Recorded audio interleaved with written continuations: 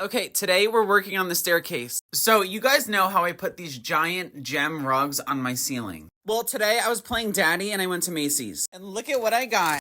It's a giant gem. 4 giant gems, in fact. And this one, I mean, look at her.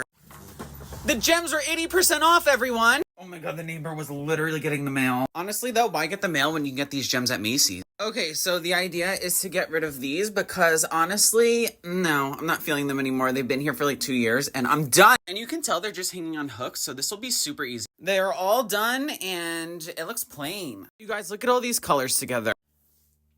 I love it. The lady at Macy's was like, "Are you a Christmas fanatic?" And I was like, "Girl, I'm just a gaudy girl in a gaudy world, and I'm gonna make either some earrings or some decor, year-round decor, baby." They match my slippers, and also she was like, I actually hated these when I first saw them, but now that you're getting them, I like them." And I was like, I'm holding still so someone can do a still life. Getting so off topic, let's go. But I thought the old lady dropped it into the ocean at the end. This one's going in the middle because she's the hottest.